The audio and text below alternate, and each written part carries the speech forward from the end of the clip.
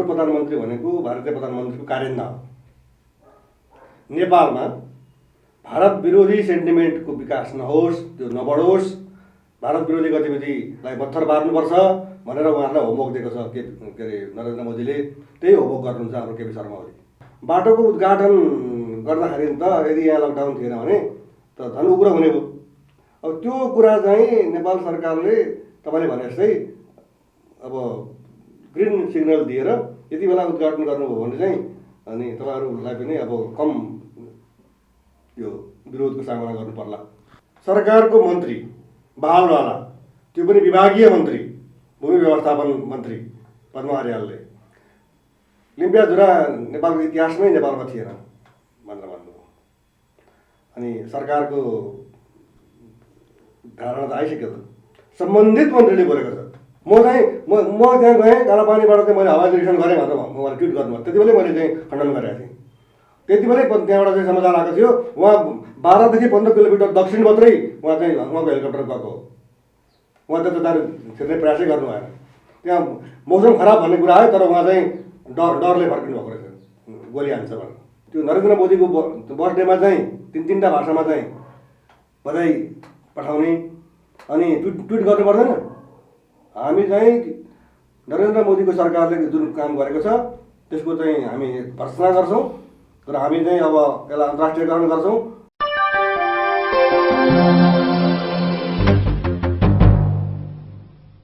Greater Nepal राष्ट्रवादी मोर्चाका अध्यक्ष फणिन्द्र नेपाल सरलाई हाम्रो च्यानलहरूमा स्वागत छ।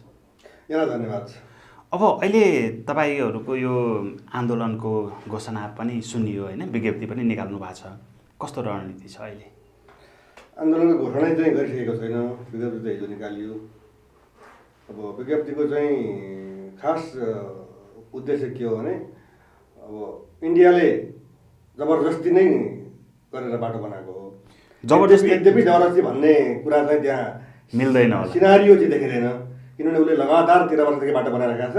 नेपाल सरकार चुपचाप बसेर हेरिरहेको छ होइन। तर के भने अब it is the integral part of Nepal होइन। जबकि इन्डियाले पनि फेरि इट्स आवर सोभरेन टेरिटोरी भनिसक्यो।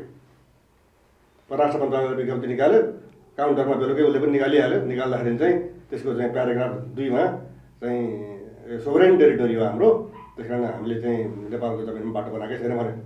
अनि अब यो कुटनीतिक दबावबाट मात्रै अथवा कुटनीतिक माध्यमबाट नै पहिलो चरणमा अगाडि बढ्नुपर्छ भन्ने सन्दर्भमा चाहिँ यदि नेपालले चाहिँ अन्तर्राष्ट्रिय जगतको पनि ध्यान आकर्षण गर्ने हो भने अब यो समस्या समाधान नहुन्जेलसम्म हाम्रो चाहिँ राजदूतलाई फिर्ता बोलाउनु भनेर भन्नु पर्यो भन्ने चाहिँ हाम्रो आग्रह हो। अब यो महामारीको बेला होइन एउटा कुरा पनि छ, संसार सबै घरभित्र राखेको छ होइन सरकारले आफ्नो जनतालाई, अनि हाम्रो यहाँ चाहिँ आन्दोलन गर्नुपर्ने अवस्था छ। यसले महामारी कति फैलाउने हो होइन, यो विषयलाई चाहिँ कसरी हेर्नु भएको छ यदि तपाईँले आन्दोलन गर्ने योजना छ भने पनि? अब एउटा चाहिँ काठमाडौँ उपत्यकामा महामारीको जुन प्रकोप हो त्यो चाहिँ अब कम छ एकदमै। हामी भाग्यमानी छौँ, सुरक्षित देखेका छौँ।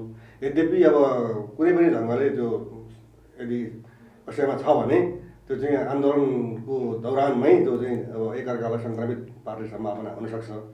अब यो त झन् बढी चाहिँ अब राज्यले सोच्नुपर्ने कुरा हो।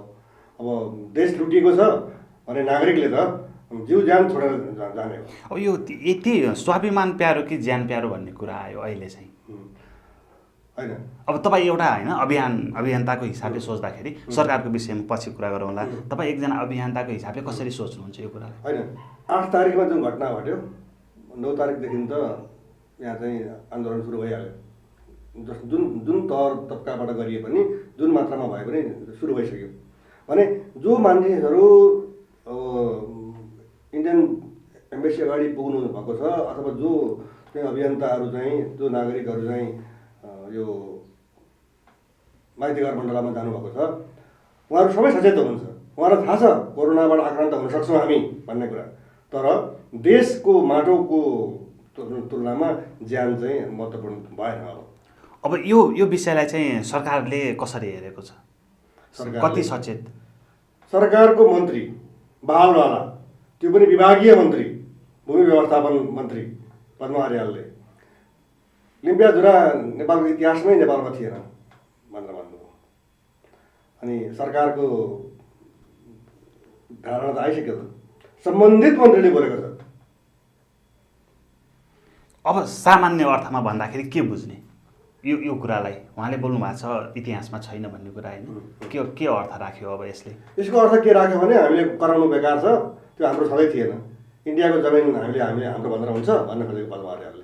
अब म तपाईँलाई एउटा सन्दर्भ पनि प्रस्तुत गरेँ होइन, यो लकडाउनकै बेला उद्घाटन गऱ्यो भने हामी स्थिति सम्हाल्न सक्छौँ, अन्य बेला चाहिँ स्थिति सम्हाल्न सक्दैनौँ, अहिले जे गर्नु छ उद्घाटन जे गर्नु छ गर भनेर नेपाल सरकार अथवा नेपालकै नेताहरूबाट भारतलाई यो प्रोत्साहन मिलेको भन्ने कुराहरू सार्वजनिक भएको छ नि। यो कुरामा चाहिँ कति सत्यता पाउनुहुन्छ? म धेरै सत्यता देख्छु यसमा, किनभने नि त्यो क्षेत्रमा जनप्रतिनिधि छन्, नेपाली सेना नजिकै छ। म अस्ति चाहिँ पुसे गते म त्यहीँ पुगेर आएको दार्चुलामै। अनि अब यो सशस्त्र प्रहरी बल पनि राखेको छ जसले चाहिँ गस्ती गर्नुपर्छ, नेपाली सेनाले पनि गस्ती गर्नुपर्छ। त्यस पछाडि चाहिँ अब राष्ट्रिय अनुसन्धान विभागको चाहिँ पूर्व प्रमुखले चाहिँ त्यहाँ 14 जना चाहिँ त दरवाजे नै छ, सिआइडीहरू बस्नुपर्छ भनेर भन्नुभएको छ उहाँले। अनि तिनीहरू त भात खाएर मात्रै त बसेन नि त, सामान्यतया त्यहाँ भइरहेको गतिविधि त केन्द्रमा पठाएको छ। त्यो कुरा जान्दा जान्दै अब तपाईँलाई म अर्को पनि कुरा जोड्न चाहन्छु। त्यसको भोलिपल्ट होइन पर्सिपल्ट होला, दार्चुलाको सिडिओ अहिले चाहिँ युगनाथ पौडेल जस्तो लाग्छ मलाई, यदुनाथ, उहाँले चाहिँ उहाँको इन्टरभ्यू आएको छ। उहाँलाई के सोधेको छ भने तपाईँले यो कुरा माथि सरकारलाई खबर गर्नु भएन भनेको छ। मैले गरिनँ भन्नु। किन नगरेको भन्दा उहाँले भन्नु यो नयाँ कुरा हो र, 13 वर्षदेखिबाट भनिरहेका छ, अनि हामीले पटक पटक भनिरहेका छौँ, अब यो दिनदिनै त भन्ने कुरा होइन उहाँले भन्नु। अनि यसले सरकारको चरित्र सरकारको चित्र देखाएन, नामको तस्बिर देखिएन।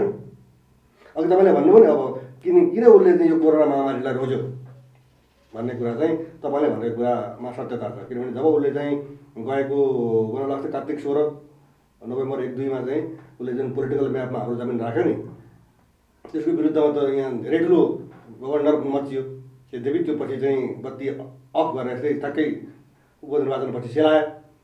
तर भारतको आँखा अगाडि त नेपालीहरूको राष्ट्रियता त देखाएको थियो नि त तत्कालको लागि भए पनि।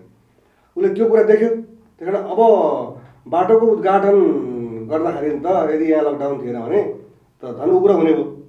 अब त्यो कुरा चाहिँ नेपाल सरकारले तपाईँले भने जस्तै अब ग्रिन सिग्नल दिएर यति बेला उद्घाटन गर्नुभयो भने चाहिँ अनि तपाईँहरूलाई पनि अब कम यो विरोधको सामना गर्नु पर्ला। यो ग्रिन सिग्नल दिनेमा नि कम्युनिस्ट, काङ्ग्रेस, राजावादी या फेरि मधेसवादी को जिम्मेवार? सिधै सरकार जिम्मेवार छ। त्यो अरू तपाईँ के अरे सरकारमा नरहेकोतिर नजाउँ न। विपक्ष पनि सरकारै हो। कसरी सरकार हो? सरकारको खिलाफमा हुन्छ जहिले पनि। उसले छाया सरकार बनाएको छ। एउटा प्रश्न तपाईँको पनि ठिकै छ, छाया सरकारको रक्षा मन्त्रीले, छाया सरकारको गृहमन्त्रीले किन भनेन? त्यो चाहिँ महत्त्वपूर्ण कुरा हो। अथवा छाया सरकारको गृहमन्त्रीले, अब तपाईँहरूको पत्रकारको खोज्ने काम हो क्या, छाया सरकारको रक्षा मन्त्री र गृहमन्त्रीले अनि वास्तविक गृहमन्त्री र रक्षा मन्त्रीलाई यहाँ यस्तो भइरहेछ तपाईँले किन केही गर्नु भएको छैन अथवा पत्रकार सम्मेलन गर्ने, हामीले यस्तो देख्यौँ, सरकारले किन बेखबर भएर बसिरहेको छ भन्न सकिन्थ्यो। अब यस्तो बेलामा होइन यी घटनाहरू त सामान्य भए, अब छँदैछन्, छरप्रष्ट सतहमा आइसकेको कुरा भए। अब तपाईँको अब आगामी रणनीति कस्तो हुन्छ यो अलि विस्तृतमा बुझ्न चाहन्छु। विस्तृतमा त रणनीतिक कुरा हो, तर के भने भोलि देखिने नै कुरा चाहिँ के हो भने यो विषयमा हामी अब इन्डियासँग एकदम आम्ने सामने भिडन्त गर्ने सम्भावना म कम देख्छु। कहिलेकाहीँ के हुन्छ भने अब तपाईँको एउटा गोजीमा 10,000 छ, अर्को गोजीमा 5,000 छ, कुनै फटाहाले चाहिँ 5,000 निकालिहाल्यो भने तपाईँ चुप लाग्नुहुन्छ क्या, किनभने अझ गरायो भने 10,000 पनि निकाल्ला भन्ने हुन्छ। अब चुप लाग्दा कमसेकम 10 त बस्यो, बोल्यो भने 15 जान्छ भने जस्तै। अब सबैभन्दा डरलाग्दो कुरा चाहिँ म तपाईँलाई के सुनाउन चाहन्छु भने यो सन्दर्भमा अब यो हाम्रो रणनीतिक कुराको सन्दर्भमा चाहिँ अब पछि पनि भन्न सकिन्थ्यो, तर सम्झेको बेला भनिहाल्नु। अन्तर्राष्ट्रिय कानुन अनुसार बाटो चाहिँ ठ्याक्कै बोर्डरमा बनाउन पाइँदैन कि। 5-10 किलोमिटर म ठ्याक्कै भन्न सक्दिनँ, तर 5 वा 10 किलोमिटरदेखि छोडेर अनि मात्रै बाटो बनाउन पाइन्छ। अब इन्डियाले के गर्ने भयो भने बाटो त बनाइसक्यो, अब नेपालपट्टि थप 5 वा 10 किलोमिटर चाहिँ उसले यो हामीले त बाटो बनाउँदाखेरि त यति छोड्नुपर्छ नि, यो हाम्रो टेरिटोरी हो, बाटोभन्दा 10 किलोमिटर पूर्वसम्म त हाम्रो हो भन्ने त अन्तर्राष्ट्रिय के अरे कानुनमा छ त्यो कुरा। अब उसले भोलि त त्यही कानुन प्रयोग गरेर हामी यहाँसम्म हो हामीले त कानुन बिचरा बाटो बनाएकै छैन भन्छ उसले।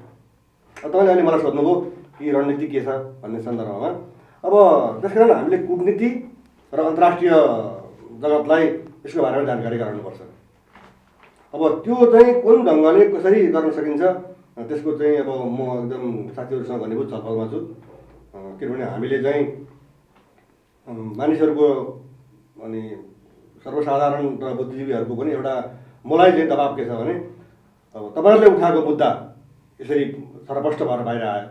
अब अहिले चाहिँ यो उपयुक्त समय हो कि तपाईँहरूले पनि यो कुरालाई चाहिँ तार्किक रेखासम्म पुर्याउनको निमित्त आफूले सङ्घर्ष गर्नुपर्छ। यो एउटा एक किसिमले नेपाललाई बचाउने र नेपालको लस्ट टेरिटोरी फिर्ता लिने एउटा चाहिँ गोल्डन अपर्च्युनिटी पनि हो। यद्यपि अहिले इन्डियाको हातमा छ तर त्यो उसको हातमा सधैँ रहिरहन सक्दैन। तर यो जुन किसिमको लम्बसारवादी प्रवृत्ति छ सरकारको, अघि मैले भने नि पद्मा अर्याल जो चाहिँ भूमि व्यवस्थापन मन्त्री विभागीय मन्त्री हुनुहुन्छ अनि उहाँले चाहिँ इन्डियालाई बल पुग्ने गरी अघि भर्खर अनौपचारिक रूपमा हाम्रो कुरा भएको थियो नि यो कुरा चाहिँ इन्डियाले थाहा पायो भने भन्ने कुरा हामीले गऱ्यौँ। तर चाहिँ नि सामाजिक सञ्जालमा आइसक्यो, अनलाइनहरूमा आइसकेको छ खबर। अब भोलि चाहिँ नेपालका बालवाला मन्त्रीले नै त्यो जमिन चाहिँ नेपालको होइन भनिसक्यो भनेपछि अनि यति बेलासम्म त केपी शर्मा ओलीले पद्मा अर्याललाई बर्खास्त गरिसक्नु पर्थ्यो। अब तपाईँहरूको विज्ञप्तिमा होइन हाम्रो राजदूतलाई फिर्ता बोलाउनु पर्छ भन्ने कुरा उल्लेख छ, के अर्थ राख्छ त्यसले चाहिँ? होइन त्यो चाहिँ हामीले के भन्न खोजेको भने इन्डियाले हाम्रो जमिनमा बाटो बनाएर उद्घाटन गरिसकेको विरोधमा अब सेना परिचालन त हुँदैन। त्यो हाम्रो स्वभाव पनि देखिएन अहिलेसम्म इतिहासमा। किनभने सेनालाई त त्यस्तो किसिमको सीमा सुरक्षा गर्ने अधिकार पनि दिएको रहन्छ। तपाईँ सैनिक ऐन हेर्नुहोस्, सैनिक ऐनमा प्रधान सेनापतिले शपथ लिँदाखेरि म गोप्यता भङ्ग गर्दिनँ भन्ने चाहिँ महत्त्वपूर्ण छ। कुरा के बुझ्यो भने इन्डिया चाहिँ नेपालभित्र छिर्यो भने त्यो तैँले देखिस् भने त्यो नभन्नु है कसैलाई पनि भनेको भन्ने अर्थ लाग्छ क्या त्यसको चाहिँ, होइन? अनि अब हामीले चाहिँ इन्डियासँग पौठाजोरी खेल्न नसक्ने भइसकेपछि कि डोकलाममा चाहिँ चिनिया सैनिक र इन्डियन सैनिकको बिचमा कुटाकुट भयो जस्तै अब त्यस्तो किसिमको चाहिँ उसमा त्यहाँ जानु पऱ्यो। अनि अन्तर्राष्ट्रिय जगतले पनि अनि यो त नेपालको जमिन रहेछ यति सानो मुलुकलाई यत्रो विशाल इन्डिया जसले चाहिँ सुरक्षा परिषदमा सदस्य हुन पाउनु स्थायी सदस्य भनेर दाबी गरिरहेछ, छिमेकीलाई चिचोमिचो गर्दो रहेछ भन्नेतिर जान्थ्यो। अब चाहिँ डरले छुरछुर हुने अनि भोलि चुनावमा चाहिँ पैसा पाइँदैन कि भनेर डराउने, सत्तामा छु अब मेरो सरकारै गिराइदिन्छ कि भनेर डराउने अनि नेपाल आमालाई बलात्कार गरेको हेर्ने नेतृत्वलाई अनि हामीले सहेर बस्नुपर्ने अवस्था छ। त्यस कारणले अब यसको अन्तर्राष्ट्रियकरण चाहिँ हुनुपर्छ। किनभने हामी भारतसँग भिडन्त गर्न तत्काललाई सक्दैनौँ। अब मैले त्यो हाम्रो राजदूत जो हुनुहुन्छ नि उहाँलाई फिर्ता बोलाउनुले कस्तो प्रभाव रहन्छ त्यो? होइन मैले सङ्केत त मैले गरेँ। मैले भन्न खोजेको कुरा के भने अब कूटनीतिक दबाब भयो कि नेपालले चाहिँ हामीले बाटो बनाएको विरुद्धमा त्यो भन्नु त पऱ्यो नि त। त्यसै त फोन गरेर निलाम्बरजी तपाईँ अब आउनुहोस् यतै चिया खाउँ भनेर भन्ने जस्तो कुरा हुँदैन कि प्रेस रिलिज गरेर हामी चाहिँ हाम्रो राजदूतलाई यो समस्या समाधान नभएसम्म हामीमाथि अन्याय भएको छ र यो समाधान चाहिँ कूटनीतिक माध्यमबाट नै हामी गर्न चाहन्छौँ र त्यो समाधान नहुन्जेलसम्म हामी हाम्रो राजदूतलाई फिर्ता बोलाउँछौँ भनेपछि यहाँको राजदूतलाई पनि उसले इन्डियाले फिर्ता बोलाउनु पऱ्यो। अब जस्तो कि सरकारले चाहिँ हामी कुटनीतिक पहल गर्छौँ होइन, कुटनीतिक पहलमा आउनुपर्ने बाध्य पार्छौँ भन्ने कुराहरू गरिरहँदाखेरि यो जो आन्दोलनहरू सामाजिक अभियन्ताहरूले जो गरिराख्नु भएको छ नि फेरि यो महामारीको बेलामा यो उचित लाग्छ तपाईँले? एकदम उचित। महामारी फैलियो भने अब त्यो त नागरिक अभियन्ताहरू जहाँ सहभागी छन् उनीहरू पनि जिम्मेवार हुन्छन्। किनभने अघि पनि कुरा उठ्यो यो चाहिँ देशको माटाको अगाडि अब त्यो महामारी अथवा ज्यानको कुरा रहेन। किनभने ज्यानलाई महत्त्वपूर्णमा ठान्ने हो भने मानिसहरू नागरिक अभियन्ताहरू चाहिँ त्यहाँ पुग्ने थिएनन्। अब कुरा के भने नि अब इन्डियाले त्यसरी हेपिसकेपछि अनि अब त्यसलाई चाहिँ सरकार तपाईँले भन्नुभयो सरकारले कुटनीतिक पहल गर्छु त्यो त एकपल्ट नभनौँ। तपाईँले पनि सुन्नुभएको एउटा कथा के छ भने एउटा गोठालोले चाहिँ जहिले पनि बाघ आयो भन्ने अनि चाहिँ अब साँच्चै बाघ आएको दिन चाहिँ अरू बेला पनि मान्छे जान्थे तर जहिले पनि हाँस्ने। अब मान्छे आइसकेपछि यो मतलब हाँस्ने अनि मूर्ख बनाए भन्ने। अनि अर्कोपल्ट साँच्चै बाघ आयो ऊ रोइ कराइ गर्यो, एकदम चिच्याए, तर पनि कोही पनि गरेन। भनेको चाहिँ उसलाई विश्वास गरेन नि त गाउँलेले भने जस्तै। अनि हाम्रो जमिन भारतले नक्सामा राखिसकेपछि केपी शर्मा ओलीले त्यो नक्सा भन्ने के हो र, प्रेसमा भरे छापिदिन्छु, भोलि छापिदिन्छु, म त जमिन ल्याउँछु, सेना हटाउँछु भनेको कति भयो भन्नुहोस् त। अनि पत्याउन सकिन्छ? तेरा खुट्टी हेर्दै पत्याएँ भने जस्तै उहाँले बोलेको कुरा पुरा हुँदो रहेछ त। अनि उहाँसँग हटलाइन छ कि भन्नु पऱ्यो, तत्काललाई हटलाइन बिग्रेको छ, हटलाइन बनेपछि म कुरा गर्छु भन्नु पऱ्यो केपी शर्मा ओलीले। होइन भने अनि त्यो नरेन्द्र मोदीको बर्थडेमा चाहिँ तीनवटा भाषामा चाहिँ बधाई पठाउने अनि ट्विट गर्नु पर्दैन। हामी चाहिँ नरेन्द्र मोदीको सरकारले जुन काम गरेको छ त्यसको चाहिँ हामी भर्त्सना गर्छौँ, तर हामी चाहिँ अब यसलाई अन्तर्राष्ट्रियकरण गर्छौँ अथवा चाहिँ कूटनीतिक माध्यमबाट इन्डियाले चाहिँ समाधान खोज्छ भने यो भारतको अतिक्रमण दबाउनको लागि, नेपालमा दबाउनको लागि प्रधानमन्त्रीको अभिव्यक्ति जिम्मेवार हो, त्यो भन्नु खोज्नु भएको? हेर्नुहोस्, यहाँ कस्तो भने हाम्रो प्रधानमन्त्री भनेको भारतीय प्रधानमन्त्रीको कार्यन्दा हो।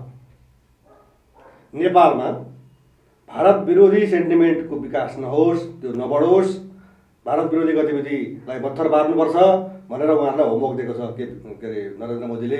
त्यही होमवर्क गर्नुहुन्छ हाम्रो केपी शर्मा ओली। कुरा यति होइन भने यो देशको भूभागमा 13 वर्षसम्म लगातार, त्यो पनि 4 लाइनको बाटो बनाउँदाखेरि सर्वे भयो 5 सालमा चाहिँ बजेट विनियोजन भयो, इन्डियाले गर्यो। अनि उसले चाहिँ सर्वे गर्यो, सर्वे त के परबाट गरेको होइन नि त, जमिनमै आएर गरेको, नाप नक्सा भयो। अनि सारा सूचना पाउने अनि सजिलो उसलाई परोस् भनेर चाहिँ चुपचाप बसिरहने। अहिले घानमा पर्नुभयो केपी शर्मा ओली, उहाँ मात्रै दोषी होइन। अहिलेको बालवाला जति पनि बालवाला लगायत चाहिँ अब अरू पूर्व प्रधानमन्त्री जति पनि जीवित हुनुहुन्छ नि, इन्क्लुडिङ लोकेन्द्र बहादुर चन्द, यी सबै जिम्मेवार छन् यसका निमित्त। अहिले चाहिँ सबैजना आँखा उठाएर चाहिँ आँखा तरेर चाहिँ केपी ओलीतिर हेर्नुहुन्छ उहाँहरू। त्यो अधिकारै छैन उहाँहरूलाई, आफ्नो पालामा काम केही नगर्ने। अहिले उद्घाटन हो, यद्यपि हाम्रो केपी शर्मा ओली पनि मलाई लाग्छ 4 वर्ष जति छ, 2 पल्ट जोड्दाखेरि अझ बढी नै भइसक्यो कि समयमा प्रधानमन्त्री भएको। अनि रक्षा मन्त्री उहाँ चाहिँ मैले हवाई निरीक्षण गरेँ हेलिकप्टरबाट भन्नुभयो। हवाई निरीक्षण गर्दाखेरि त कालापानीको आकाशमा पुग्नुपर्छ। हेर्नुहोस्, सर्वमान्य सिद्धान्त के हो भने नेपालको जमिन जति हो नेपालको आकाश त्यति नै हो भने कालापानी इन्डियन अर्धसैनिक बलको हातमा छ भने त्यो जमिनभन्दा माथिको आकाश पनि त्यो इन्डियनहरूकै हो अहिले, किनभने कब्जामा छ त्यो कालापानी। अनि त्यहाँ कसरी पुग्छ नेपालको हेलिकप्टर? अब रक्षा मन्त्री चाहिँ गए भनेर जो अभिव्यक्ति दिनुभयो नि त्यतिखेर, अहिले आएर चाहिँ उहाँले ठग्नुभयो, जनतालाई नै मूर्ख बनाउनु भएको, सञ्चार माध्यमलाई पनि मूर्ख बनाउनु भयो भन्ने कुरा चाहिँ प्रमाणित भयो। उहाँले ट्विट गर्नुपर्छ, उहाँलाई कारवाही गर्नुपर्छ, तत्काल उहाँलाई पनि बर्खास्त गर्नुपर्छ प्रधानमन्त्रीले। म त्यहाँ गएँ कालापानीबाट चाहिँ मैले हवाई निरीक्षण गरेँ भनेर उहाँले ट्विट गर्नुभयो। त्यति बेलै मैले चाहिँ खण्डन गरेको थिएँ। त्यति बेलै त्यहाँबाट चाहिँ समाचार आएको थियो, उहाँ 12 देखि 15 किलोमिटर दक्षिण मात्रै उहाँ चाहिँ उहाँको हेलिकप्टर गएको हो। उहाँ त्यता जाने छिर्ने प्रयासै गर्नु भएन। त्यहाँ मौसम खराब भन्ने कुरा आयो, तर उहाँ चाहिँ डरले फर्किनु भएको रहेछ, गोली हान्छ भनेर। अब सरकारले यो मुद्दालाई अन्तर्राष्ट्रियकरण गर्ने कुनै मनसाय या नियत देखाएको छैन होइन। सामाजिक अभियन्ताहरूको आन्दोलन फोकटको होइन, त्यसमाथि गएर यो एकदमै जोखिमपूर्ण पनि यो महामारीको बेलामा पनि अब कसरी अगाडि बढ्ने? अब त हामीले चाहिँ मुख ताक्ने त सरकारकै हो, किनभने सामाजिक अभियन्ताहरूले लाखौँको जुलुस निकाल्यो भने पनि त्यसले खासै मिनिङ राख्दैन क्या। खालि के भने यत्रो सङ्ख्याले चाहिँ विरोध गर्यो भन्ने चाहिँ हो होइन, राष्ट्रियताको भावनाको समर्थन भएको रहेछ, रुटदेखि नै त्यो कुरा सरकारलाई दबाब पनि भयो। तर के भने त्यसले इन्डियालाई खासै असर पार्दैन कि। अन्तर्राष्ट्रियकरण पनि नहुने, अन्तर्राष्ट्रियकरण त अब भनौँ न सरकारले गर्नु पर्यो जस्तो हाम्रो प्रयास छ। तर हामीले त के भने एउटा मेमोरेन्डम दिने अथवा चाहिँ जानकारी राख्ने मात्रै कुरा हो कि। म अहिले तपाईँको अगाडि एउटा कुरा देखाउन चाहन्छु। यो चाहिँ म्याप, यो इन्डियाको map, political and road guide भन्छ। अनि यसमा चाहिँ अब नेपालको पश्चिमी भाग यो, हेर्नु चाहिँ सेतो भाग यहाँ हाम्रो त चुच्चो हो नि, यो जुन सानो रेखा छ तपाईँले देख्नुहुन्न, सम्भवतः भन्छ क्यामेराले देखाउन सक्छ। अब यो चाहिँ यो कालोपानी के अरे कालोपानीबाट माथि यता महाकाली नदी चाहिँ यताबाट आएको भन्ने हो कि यत्रो एरिया त हाम्रो यो टी सबै लिपु लेकसँगको होइन लिम्पियाजको कुरा गरिरहेको छु। अनि बल्ल यो चुच्चो भएर आएको देखाइन्छ होइन। यो म्याप त यहाँ अब टाइम मैले यहाँ देखिनँ, तर के भने यो धेरै पहिले चाहिँ निकालेको, यो अस्ति भर्खरै पोलिटिकल म्यापमा उसले हालेको सन्दर्भमा होइन। मसँग घरमा एउटा म्याप छ, त्यो म्यापमा काली नदीलाई चाहिँ धेरै पहिले नै उसले आफ्नो साइडपट्टि पारेर चाहिँ काली नदीभन्दा पूर्वको जमिनलाई उसले अनि आफ्नोमा पारिसकेको छ। अनि त यो कुरा अनि नेपालमा धेरै ठाउँमा यस्ता म्यापहरू झुन्डिन्छन्। अहिले नै भनौँ न, अहिले चाहिँ हाम्रो प्रधानमन्त्री, हाम्रो चाहिँ राष्ट्रपति, हाम्रो प्रधान सेनापति, जति पनि संवैधानिक निकायका प्रमुखहरू, सरकारी प्रमुखहरू छन् नि, सबैको उहाँ त कि टेबलमा कि चाहिँ भित्तामा झन्डा के अरे नक्सा त छ नि। त्यो नक्सा पनि के अरे भूमि व्यवस्थापन मन्त्री पद्म अर्यालले हिजो मात्रै के भन्नुभयो भने त्यो कालापानी पनि अस्ति भर्खर कार्तिकमा राखेको भन्नुभयो। उहाँ जहिले पनि भारतलाई खुसी पार्नको, इन्डियालाई खुसी पार्नको निमित्त त्यो किसिमको अभिव्यक्ति दिइरहनु भएको छ। अनि 32 सालदेखि नै त्यो कालापानी एरिया पनि नेपालको नक्सामा थिएन। कुरा के भने अब सुगौली सन्धिको डकुमेन्टले र सुगौली सन्धि भइसकेपछि त्यो कुटी, नाभी, गुन्जी लगायतका क्षेत्रमा चाहिँ त्यहाँका सौका जातिले चाहिँ अब यो ब्रिटिस टेरिटोरीभित्र पर्छ भनेर चाहिँ नेपाललाई कुद नबुझाउने, नेपाललाई नटेर्ने गरेपछि बम शाहले चाहिँ उनले चाहिँ अब विरोध गरेपछि अनि त्यहाँ कुमाउँको चाहिँ अब जुन प्रशासक हो अब ब्रिटिस प्रशासक, उसले चाहिँ अब यो चाहिँ नेपालको टेरिटोरीभित्र पर्छ, किनभने त्यो एरिया चाहिँ अब काली नदीभन्दा पूर्व पर्छ। काली नदी बोर्डर रिभर हो, त्यस कारण बोर्डर रिभरभन्दा पूर्वको चाहिँ अब नेपाल हो, बोर्डर रिभरभन्दा पश्चिम यतापट्टि मात्रै हाम्रो हो भनेपछि अनि उनीहरूले त्यो विरोध छोडे। अनि 1962मा देखि के भयो भन्ने कुरा त जगजाहेर छ, हेर्नुहोस्। अब अलिकति म सेनाको कुराहरू पनि गर्छु होइन। सामाजिक सञ्जालमा आक्रोश, नेपाली सेनालाई पङ्गु बनाइयो, ऊ डर छेरुवा छ भन्ने जो अभिव्यक्तिहरू आइरहेका छन् नि, यो हुनुमा सेनाकै प्रवृत्ति हो या सरकारको इन्टेन्सन देखिन्छ यसमा? अब सरकारको इन्टेन्सन त सेनालाई व्यावसायिक नबनाउने हो, सेनालाई व्यावसायिक नबनाउने तर सेनालाई व्यापारिक बनाउने, उसलाई पैसा खुवाएर पैसामा चलखेल गर्न दिएर पैसा कमाउने अवसरहरू प्रदान गरेर उसलाई चाहिँ भ्रष्ट बनाउने। कर्मचारी तन्त्र भ्रष्ट छ, प्रधानमन्त्री आफै भ्रष्टाचारको संरक्षक हो, यो कुरा जगजाहेर भइसकेको छ। अनि उहाँले सेनालाई पनि चाहिँ भ्रष्टाचार हुन सक्ने, पैसामा चलखेल गर्न सक्ने ठाउँ दियो भने ऊ चाहिँ हाम्रो विरुद्ध लाग्दैन। नत्र भने अब सेनालाई त हामी त राष्ट्रवादी भन्छौँ, हामी अन्तिममा सेनाले केही गर्छ कि भनेर हामी बचिरहेछौँ होइन। यद्यपि हामीले सेनालाई उक्साएर सैनिक शासन लागू गर्नु पर्यो भन्न खोजेको होइन, तर के भने राष्ट्रियताको सम्वर्धनमा, राष्ट्रियताको सुदृढीकरणमा अनि भूभागको संरक्षणमा सेनाको भूमिका हुनुपर्छ। तर के भने सेनालाई त्यो भूमिका दिएको छैन। अब अहिले नि होइन एकदम त्यस कारणले भूमिका नभएकोले तपाईँले कुनै अफिसमा पनि चाहिँ अब जुन एउटा उसलाई टास्क दिएको हुन्छ नि, जुन उसको चाहिँ क्षेत्र हुन्छ नि, त्योभन्दा बढ्ता लागेर गऱ्यो भने उसले प्रस्तुत गर्न खान्छ, उसलाई घटुवा गरिन्छ, अनाधिकार काम गर्ने भन्छ। अनि प्रधान सेनापतिलाई पनि तपाईँलाई कसले भनेको थियो चाहिँ सेना परिचालन गर्नु भनेर अथवा सेना पठाउनु त्यहाँ भनेर, कसले बन्दुक उठाउनु भनेको थियो?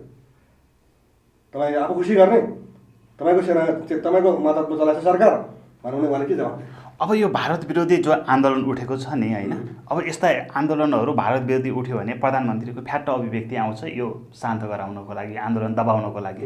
अब कस्तो रणनीति होला? अब म सामाजिक अभियन्ताहरूसँग आग्रह गर्छु, अब हाम्रो विरोध चाहिँ भारत लक्षित त हुन्छ नै, तर के भने हामीले नेपाल सरकार लक्षित विरोध गर्नुपर्छ कि, किनभने एक तीरले दुईटा शिकार मार्ने।